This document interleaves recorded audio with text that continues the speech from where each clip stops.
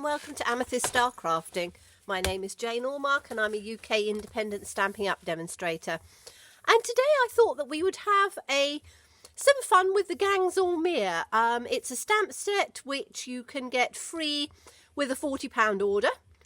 And we're going to use most of the pieces from here. And I thought we would do sort of a fun one to get all these little images in. So what we need to do is we need to take from the stitched shaped framelets, the squares. Now this is the second largest and the smallest. So this is just over 2¼ inches square. This one is just over 1¼ inch square. So I have die cut those which are going to be the backing pieces, and then the pieces we're going to use to stamp on are going to be 1 inch by 1 inch, and we need 4 of those, and then one 2 inches by 2 inches, and we need 1 of those. So 4 of those and 1 of those. Now I'm only going to show you the stamping on one of each of those, because then you can do whatever you want with the others. I will show you. I've done some of it in preparation because, as I say, otherwise the video goes on too long and everybody will be falling asleep. So on these ones we are going to take, we want this one to be diagonal. So I'm going to do this one first, and we are going to take the lovely image of all the 3 little meerkats, or 1, 2, 3, 4, 5 little meerkats smiling away, which I think is an absolutely lovely image. So let me take a block. Got some dimensionals, or a dimensional stuck on that one. Okay, so is that one going to fit on here? Yes, it is. So we'll just line that up and put that in on here. And then I'm just going to take a good black ink, and it will fit almost perfectly. So if we want this, we want it diagonally, so we can then get, and my head might actually creep in because I want to be able to see to get this as straight as I can on here. And I get such a shine from my lights that it is very difficult for me to see, but fingers crossed, we should be about right. Yes, the little tops of their heads are off a little bit, but that's fine. That's fine.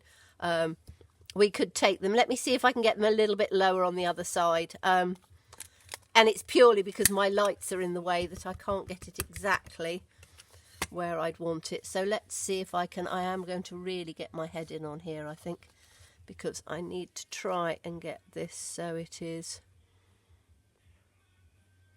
Say, when you've got a camera right above you, it does make it a bit difficult. That's a little bit better. Got a little bit of his head out of there, but that's not too bad. So anyway, you're going to stamp it so that it goes on like that. And then I'm just cleaning this one off so I can have a look and see which one I prefer, because if I'd lined it up completely perfectly, which I have done with the finished one, it would be easier to see. And it's purely because I have a camera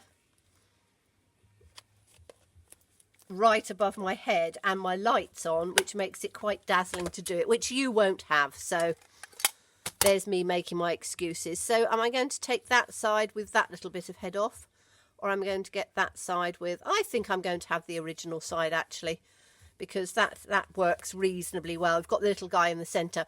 So now I'm going to take my aqua painter, and I'm going to use crumb cake, and let's use some, stand up so I don't knock my light. I want to get my soft suede out, which is right at the top. There we go. And we're just going to do some colouring on this. So I always, if I'm going to do a couple of colours, I will take a larger block and I will take some of the colour down on one bit. And you don't need a lot. And I prefer to use, you can use our blends I think for something like this, where you have quite a lot of the character, so facial features and things, I think sometimes you don't really want to have too much. So I'm just going to make sure I've got a little bit of water in here so it's not too... And literally I'm just going to take this round. And as I say, I use my aqua painter quite happily on ordinary cardstock. As I've always said, as long as you don't oversaturate it and you use quite a gentle sort of stroke, it is fairly easy to use. So I'm just sort of giving them a bit of colour on there. Just like that. And then I would take the darker one and literally just go around the edges to just give a little bit of definition. So down in on there.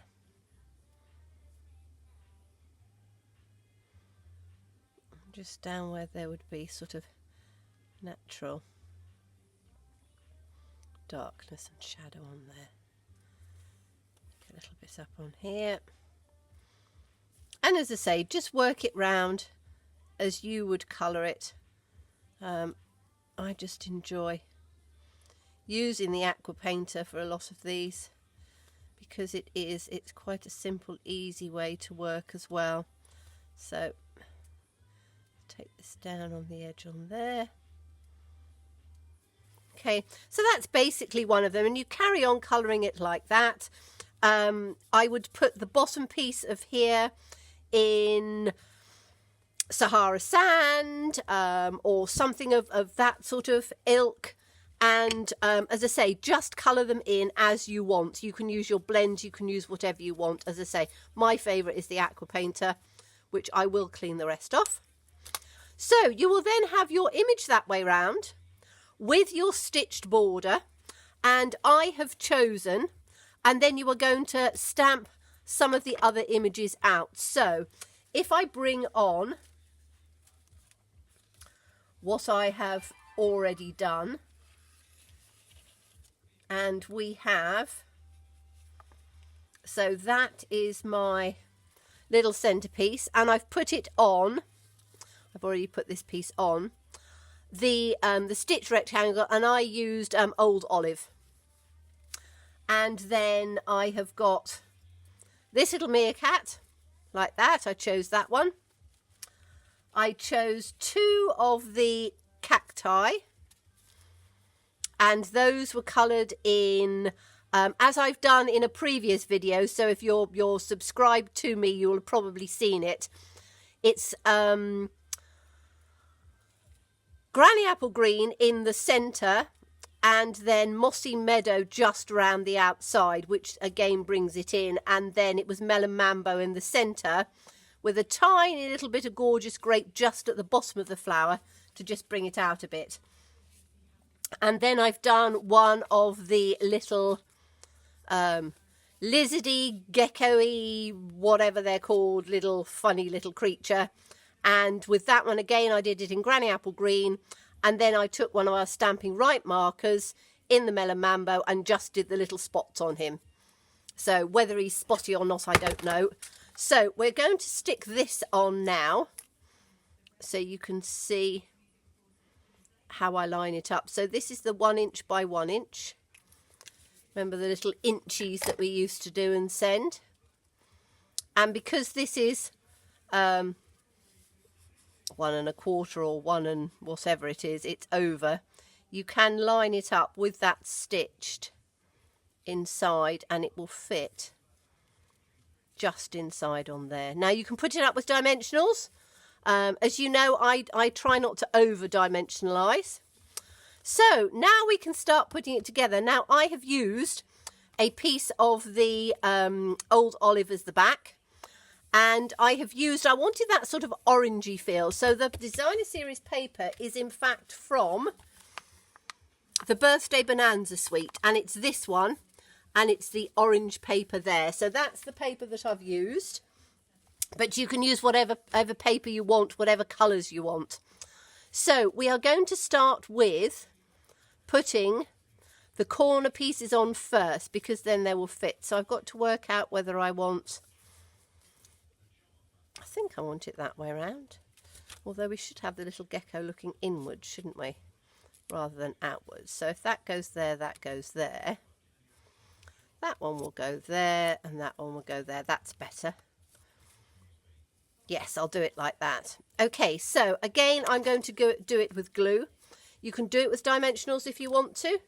I find that, as I say, because I post most of my cards, the postage does get very high if you've got too many layers. And obviously you've got the layer of the base plus the cardstock plus these pieces. So I'm not going to do it. And I'm just going to give the same sized border.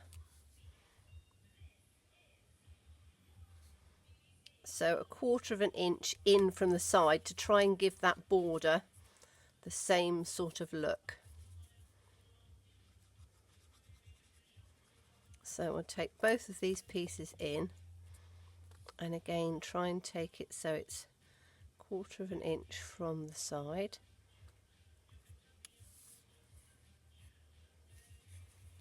And then line it up. As I say, I eyeball it because it doesn't matter if you get it in 1/2 an inch or, you know, whatever size, as long as it looks reasonably balanced. And I say reasonably balanced because it doesn't have to be perfect.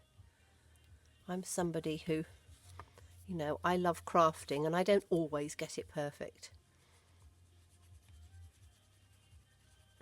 But by putting this centerpiece in on the diagonal, it means that all of the pieces don't have to be completely perfect and straight. So I think that's about right. Then we can put this piece in here, you see, and then that will balance through between the two, which makes it look quite nice. That's why I did it on the diagonal. And so we'll just take some glue on here. And as I say, if your postage is not huge and you want to put all of this up with dimensionals, then go ahead. If you're wary of your post, then you don't have to. Okay, so now we just need to work on a little bit of wording on here. So in this stamp set, we've got happy birthday to a stand-up friend. So what I've done is I've stamped that out just in a good black ink. And then I've cut it up. So I've cut all of those pieces just very sort of close to each other. Happy birthday to a stand-up friend. And I thought I would put happy birthday there, to a there, and stand-up friend, I think along here on the bottom, I think will work. That's quite small, but I think it sort of balances. We couldn't have happy birthday stand-up friend to it. Yeah, it has to work that way. So again, I'm putting these all down with wet glue. You could put it with dimensionals, but for this particular one, I don't want too much height. And again, you can just sort of line it up with the edge of there. So you've got happy birthday. Put this one on, which is quite tiny, to a.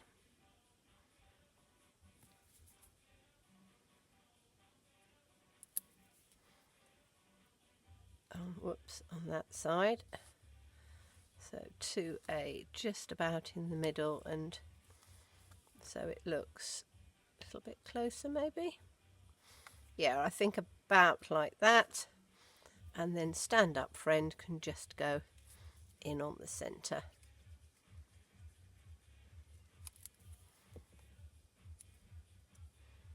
Just like that. And I think that makes quite a nice fun card for somebody, I would put it onto, I'm not going to do that, put it onto a base. You can choose any colour you want. I tend to use Whisper White for most of my bases. And then you've got Happy Birthday to a stand-up friend, all the lovely little critters, quite nice and bright and cheery, and these lovely little people or little meerkats in the centre. So thank you so much for watching me. Do look forward to seeing you again. Bye-bye.